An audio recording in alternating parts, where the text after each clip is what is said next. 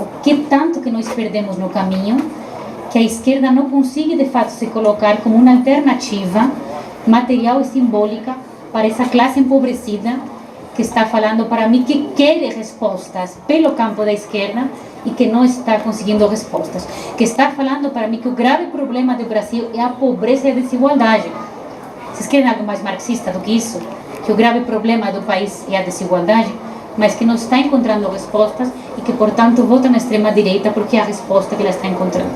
Então, eu termino com isso falando, se a extrema-direita politizou o marxismo dessa forma torta, né, talvez seria a nossa vez de repolitizar com muita mais intensidade, de fato, o marxismo. Esther nos deixou um belo desafio, né? Na verdade, quando discutíamos lá na Maré, por exemplo, o processo eleitoral, durante o processo eleitoral, vinha exatamente esse elemento da esperança.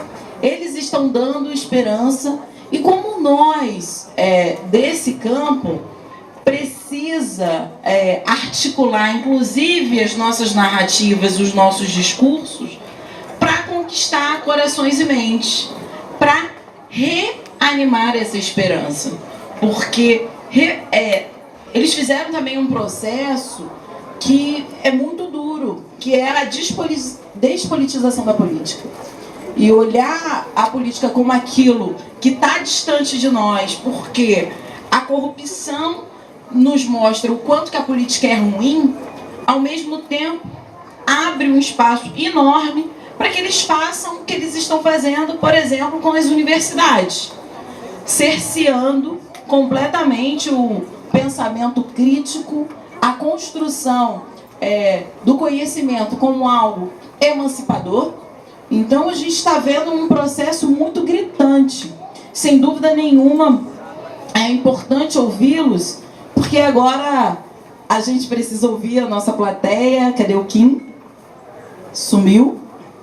A gente teria algumas perguntas que podem ser feitas, inclusive, por escrito. Se vocês quiserem fazer essas perguntas, a gente devolve a nossa mesa, porque a gente tem aí o tempo apertado e fomos religiosamente 4 horas da tarde, como o Kim nos sugeriu, mas de qualquer forma eu acho que a gente podia, e o Kim sumiu, para a gente ordenar aqui a pergunta que viria da plateia. De qualquer... A Ivana vai fazer a pergunta. Desculpa. A Ivana vai colher as perguntas. Perguntas por escrito, por favor, se puderem, porque a gente está com um tempo apertado. Tinha aqui uma aqui, outra lá no fundo. Você pode escrever? Não. Você pode escrever? Ali, Ivana. É rápido. A pergunta é rápida. A gente leva o microfone. Tá gravando, se puder. Você não quer vir? Silvio, quem tem medo de Marx? Leu Marx? A pergunta foi, quem tem medo de Marx? Leu Marx? Pro Silvio. Já vamos passar direto para a resposta para a gente poder caminhar. Sou Jairo, né? Querido. Então, é o que eu acho. Eu acho que a grande parte das pessoas... A grande parte das pessoas que tem medo de Marx não fazem a menor ideia de quem é Marx, pelo seguinte sentido, pelo seguinte motivo. Como disse a professora Esther aqui, o medo, ele é também um móvel da política. E o medo, ele também é socialmente construído. O pânico moral, ele tem que ser socialmente construído. E ele é engendrado a partir das estruturas também que nós temos no sociedade capitalista, por exemplo, o Estado, os meios de comunicação, né? Ou seja, você precisa criar o medo, formar o medo, forjar o medo. Então, vejam, o que as pessoas têm acesso e têm medo de Marx é uma visão distorcida daquilo que é o pensamento de Marx. Grande parte. Só que, veja, algumas pessoas que também têm medo de Marx é porque leram, né? E sabem que Marx, de alguma maneira, só que são uma minoria, acredito eu, que sabe que o pensamento de Marx é contrário a certos interesses. e a certos, enfim, as pessoas que vivem justamente dessa lógica, que vivem, sobrevivem e que se jactam, né, dessa lógica. Agora, também tem uma outra questão também que eu quero colocar. Será que as pessoas que gostam de Marx também leram Marx? Esse é um ponto que eu acho que é bem importante. Eu acho que eu queria saber também, uma questão que eu quero saber.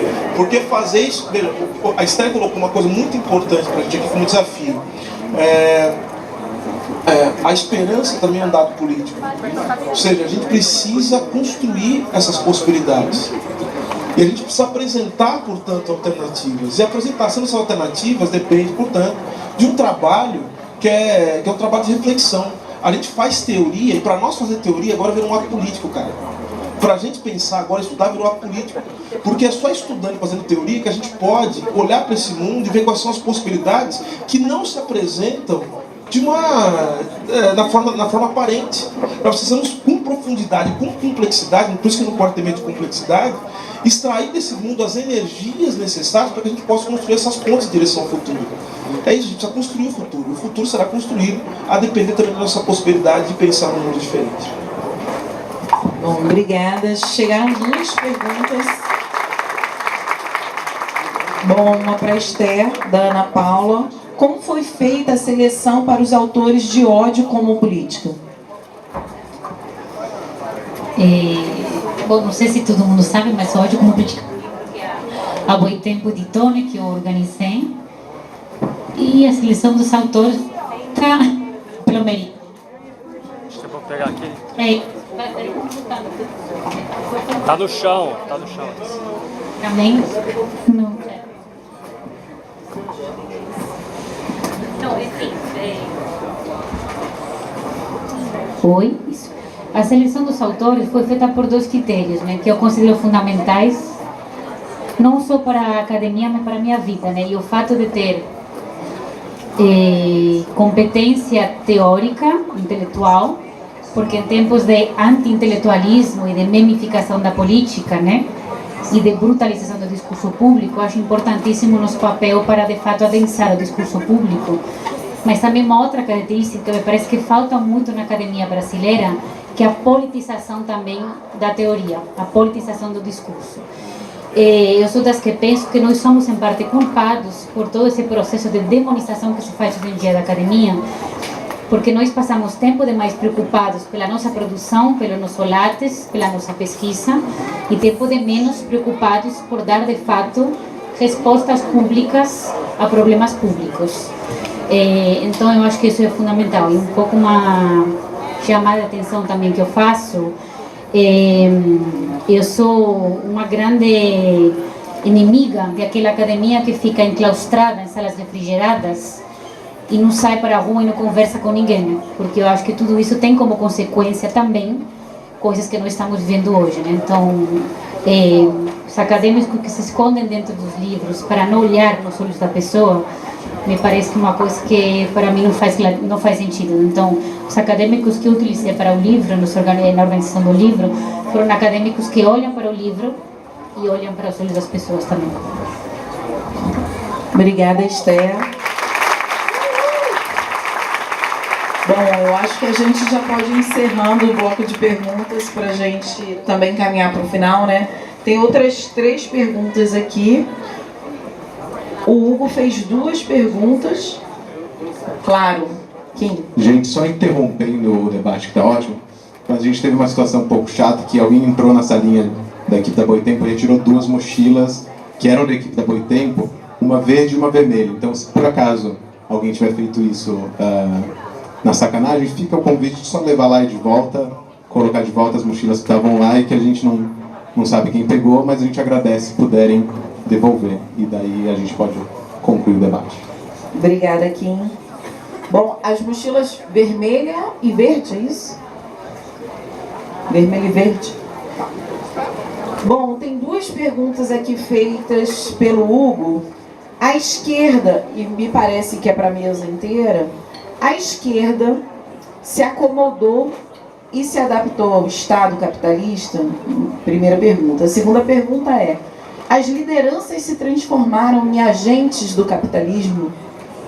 Quem responde? Começa. Bom, falar de esquerda nessas horas é complicado, tem muitas esquerdas, né? Não uma só. Então a esquerda se adaptou, acho que algumas esquerdas talvez tenham feito alguma coisa dessas, né? Até pelo tipo de proposta que essa esquerda tinha, ou seja, uma proposta, como se fala na tradição do pensamento marxista, uma proposta reformista, ou seja, vamos aos poucos tomar conta do Estado, do aparelho do Estado, essa ideia de Estado como aparelho, não um instrumento para ser usado como um martelo, como, sei lá, uma chave de fenda, né? Então vamos aos poucos entrar no Estado, vamos dizer, esse tipo de pensamento de esquerda de fato foi se adaptando e se sentindo bem dentro dessas formas políticas tradicionais, que não são as formas de fato transformadoras. E, né, como falou o Silvio, e eu acrescento relembrando a palavra que o Marx usou, radicais. Quer dizer, transformação radical, né? Tomar pela raiz. Então, quer dizer, quando não é radical, aí então acaba sendo, até porque acha que faz parte da estratégia política, acaba sendo conivente, acaba sendo cooptado. Então, justamente, o radicalismo significa, nesse caso, não uma doença infantil, como lá falava o Lênin, né? Mas o radicalismo significa estar sempre com a raiz do problema à vista e sempre tentando atacar a raiz do problema.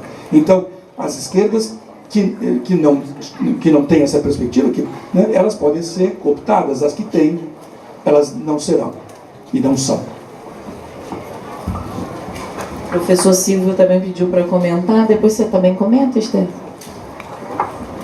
Eu só queria dois rápidos comentários. O primeiro comentário, eu tenho um amigo que ele diz uma coisa que eu acho muito interessante. Ele fala assim, professor, ele fala assim, ó, você é esquerda ou direita? Ele fala assim, nem esquerda nem direita, eu sou comunista.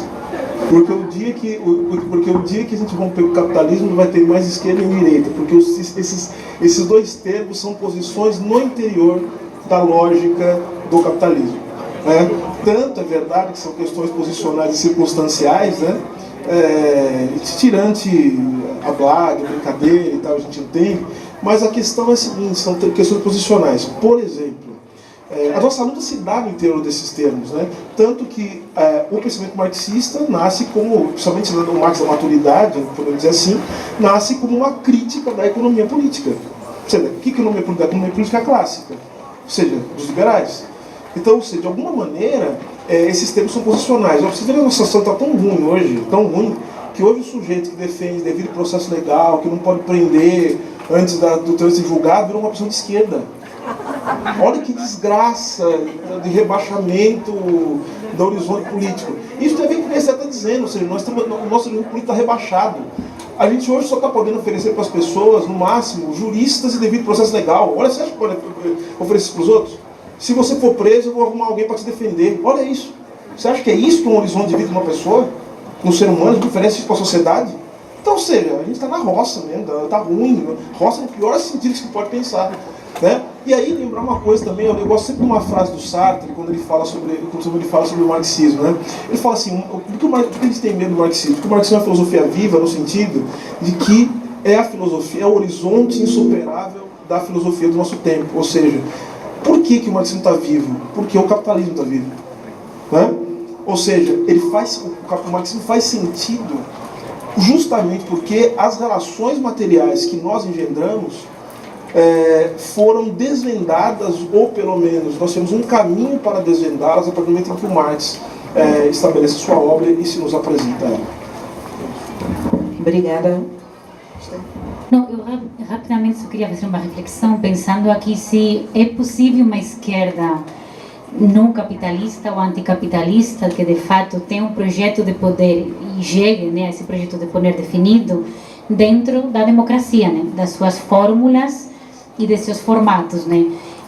A democracia ela vai jogar à esquerda sempre de uma forma centrípeta, né, a formulações que sejam palatáveis, digeríveis e possíveis, né, dentro dessa lógica capitalista, né. Então a grande pergunta também é um pouco isso, né? As nossas formulações anticapitalistas são possíveis dentro do formato democrático? Bom, eu tenho minha resposta, não sei se vocês têm. E aí outra questão que eu acho que é mais de fundo, né? que democracia? Democracia para quem também? Que tipo de democracia nós estamos falando? Numa das minhas entrevistas que eu fiz a um jovem negro periférico, esse não bolsonarista de esquerda, ele falou para mim o seguinte: professora, são vocês da classe média que tem medo agora de perder a democracia em mãos do Bolsonaro. Gente preta nunca teve democracia, né? Então, a democracia essa era para vocês, né? Vocês que estão com medo agora, né? Nossa. Bom, eu mesma fico me controlando. Porque, sem dúvida nenhuma, eu acho que corresponde agora à próxima pergunta, que é o que fazer? Ou melhor, de que modo podemos nos mobilizar? E aí traz contra o que fazer? Contra o sucateamento das universidades.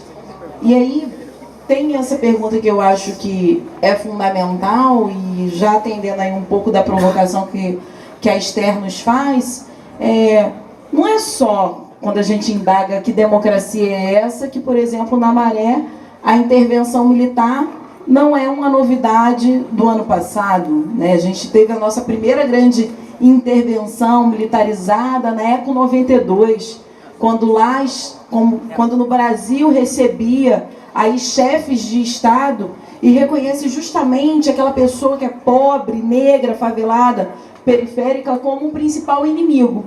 E, portanto, colocaram ali os canhões dos tanques virados, e tem uma foto muito simbólica da ECO 92, tem um tanque virado com seu canhão para a favela da Mangueira. E a Mangueira é muito próxima da UERJ. E tem um viaduto logo no meio. Então esse canhão ficou em cima desse viaduto e apontado para a Mangueira de costas para a UERJ. E hoje, quando a gente vê os ataques ao pensamento crítico, às universidades, né, uma forma de chantagear que esse governo apresentou no corte de 30%, 40%, a gente teve um corte de 41% na UFRJ, é muito simbólico de para onde esses canhões estão apontados. É para a favela, para a universidade, mas para a favela isso não é novidade.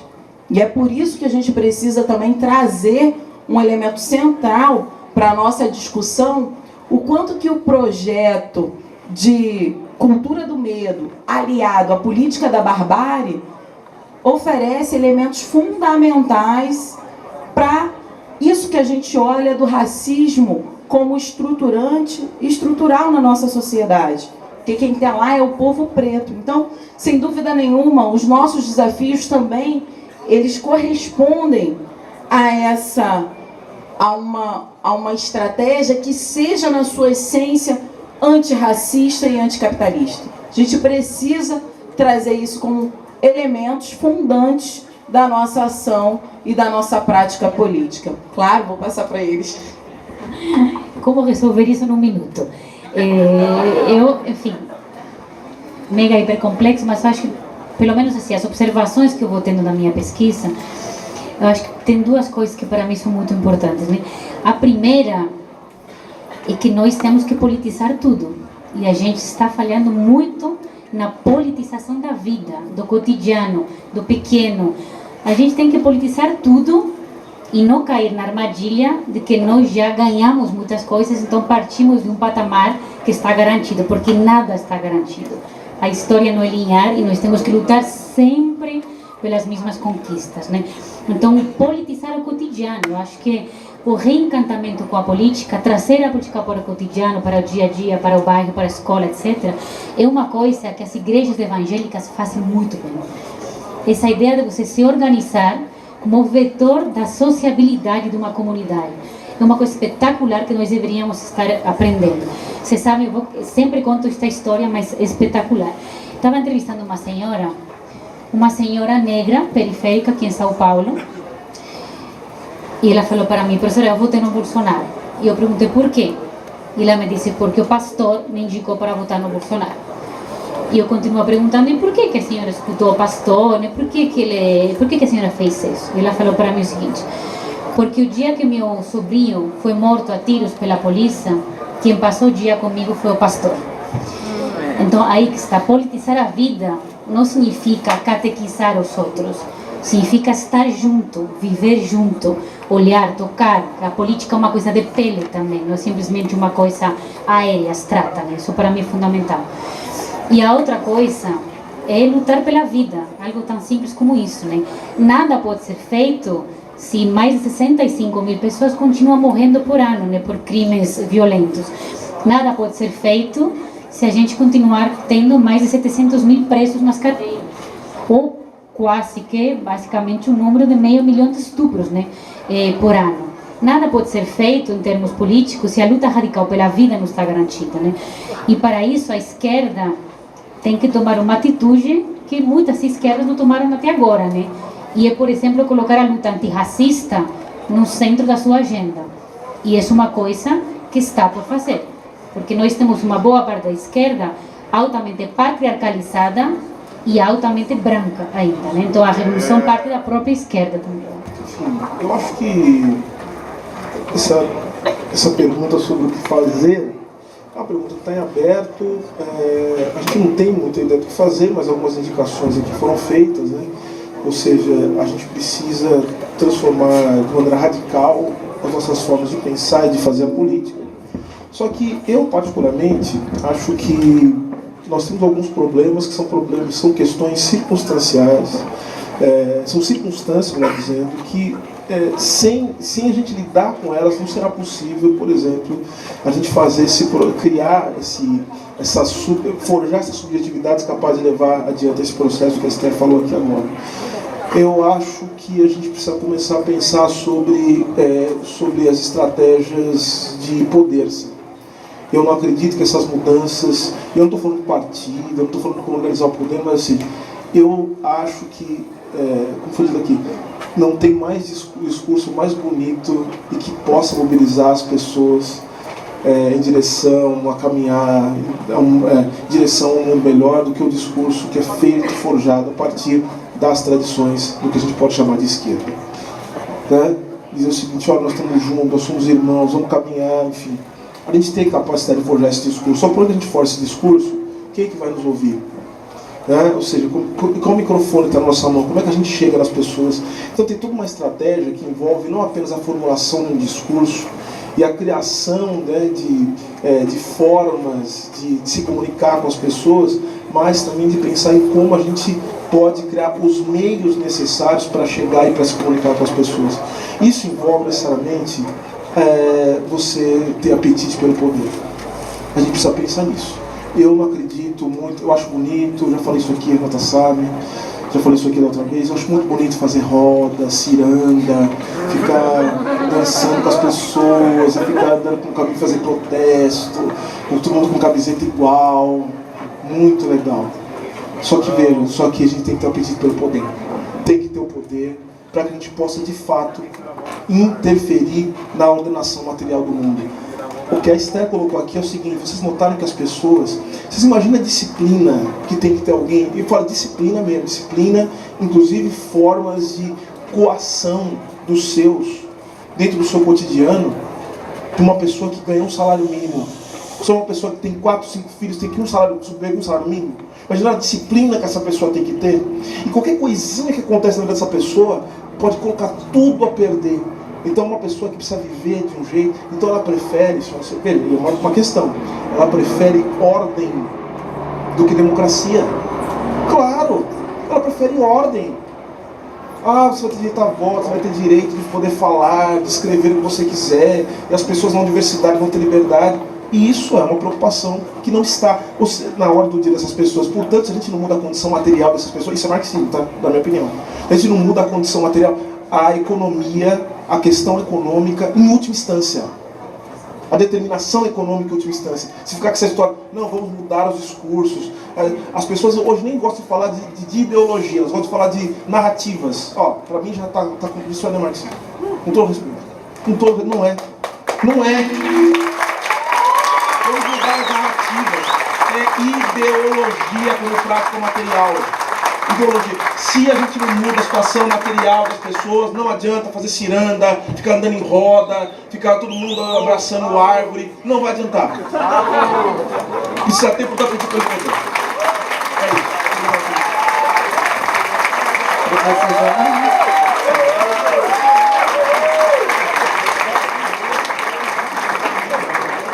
Bom, da minha parte, essa coisa do que fazer, né? Essa velha pergunta que foi colocada já de modo assim, tive o título de um livro, né, de um russo do século XIX, né, o Herzen. Depois a palavra o título foi reaproveitado pelo Lenin, um livro famoso também, né, e aí eles têm o que fazer porque eles estão discutindo a revolução que já está acontecendo. Então o que nós temos que fazer é organizar o nosso movimento, quer dizer, a gente tem que romper com certas barreiras, então com todo um modo de pensar capitalista, com todo um conjunto de práticas capitalistas que às vezes invadem o nosso cotidiano.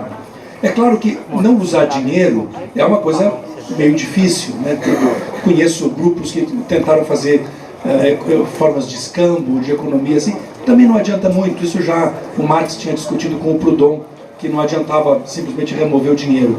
Mas existem outras coisas, outras formas de vida cotidiana.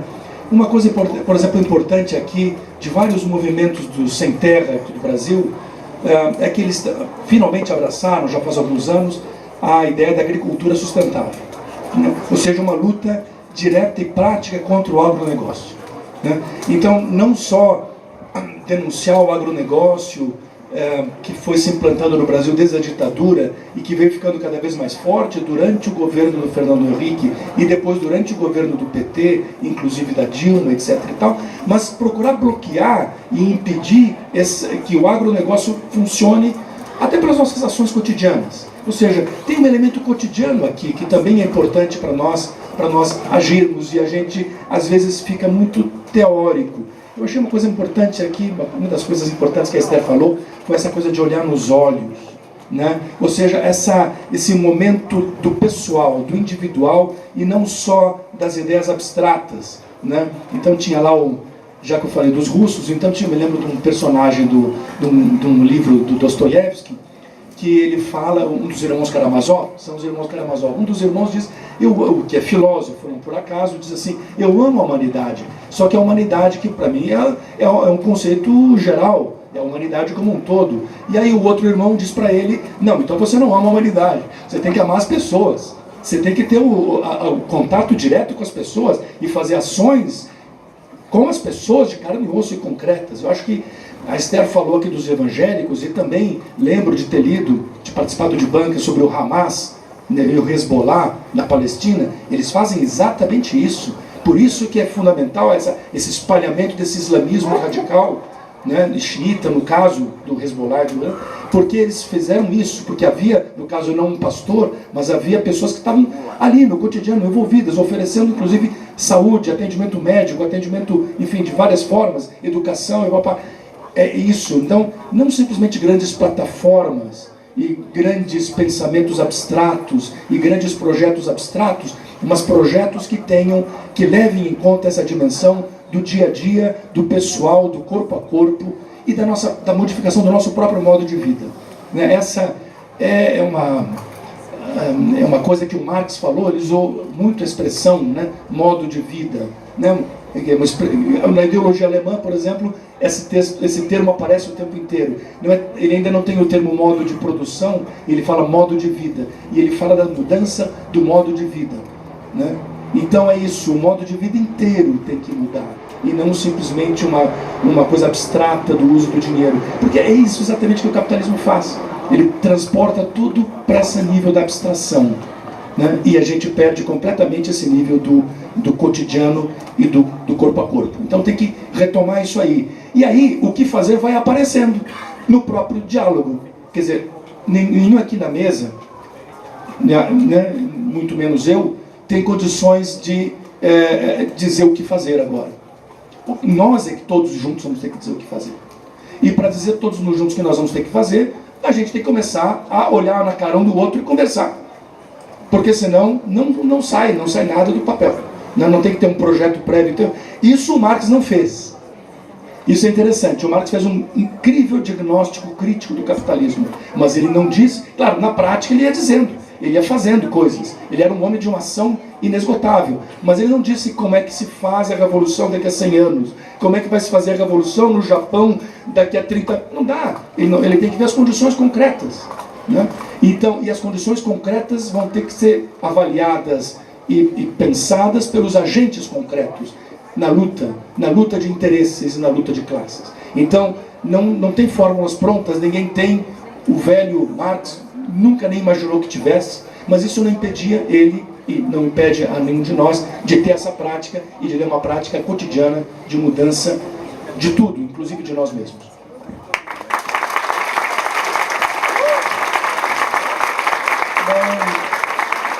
Eu acho que participar dessa mesa, fazendo uma mediação aqui e tentar ficar calado é até difícil, né?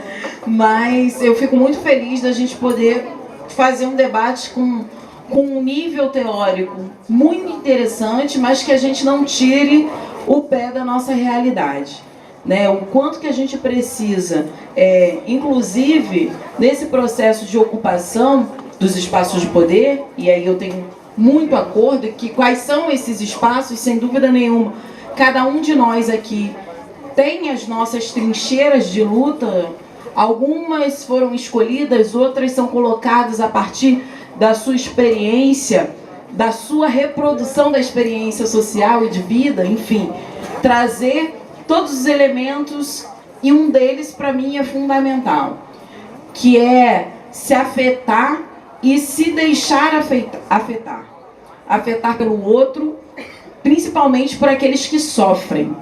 E a gente precisa, sem dúvida nenhuma, olhar para quem é que sofre na nossa sociedade, olhar, por exemplo, os números absurdos de feminicídio, os números absurdos de lesbocídio, da LGBTfobia, o quanto que isso é massacrante, e os números, sem dúvida nenhuma, do genocídio do povo preto. Se a gente não entender e olhar, principalmente, que a luta antirracista, antimachista, são lutas estruturais e estruturantes, dificilmente a gente vai conseguir se deixar afetar pelo outro. Então, a nossa luta de classes, ela tem cor, ela tem raça, ela tem CEP. E a gente precisa trabalhar com isso. Muito obrigada a todos e a todas.